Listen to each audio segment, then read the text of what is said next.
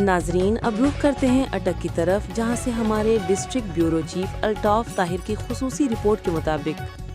Government higher secondary school Hasan Abdul کے معزز اساتذہ کرام اور سپورٹنگ سٹاف دن رات محنت و جذبے کے ساتھ ادارے کو بہتر سے بہترین بنانے کے لیے لگن سے کام کر رہے ہیں۔ ان کی انتھک محنت سے نہ صرف تعلیمی معیار میں بہتری آ رہی ہے بلکہ طلباء و طالبات کی فلاح و بہبود بھی یقینی بنائی جا رہی ہے۔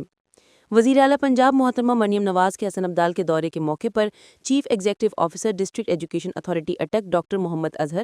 ڈسٹرکٹ ایجوکیشن آفیسر اٹک اور principal government higher secondary school Hasan Abdal کی قیادت میں اسکول کی ترقیاتی سرگرمیوں کا جائزہ لیا گیا۔ وزیر اعلیٰ پنجاب اور وزیر تعلیم کی ہدایت کے مطابق تعلیمی اداروں میں معیار تعلیم کو بلند کرنے اور تعلیمی ماحول کو خوشگوار بنانے کے لیے ہر ممکن اقدامات کیے جا رہے ہیں۔ اس کا عکس government higher secondary school Hasan Abdal کی تعلیمی اور انتظامی سرگرمیوں میں صاف نظر آتا ہے، جہاں استاد اور عملہ مل کر ایک روشن مستقبل کی بنیاد رکھ رہے ہیں۔ جیسا کہ علامہ اقبال نے فرمایا، خودی کو کر بلند اتنا کہ ہر تقدیر سے پہلے خدا بندے سے خود پوچھے بتا تیری رضا کیا ہے۔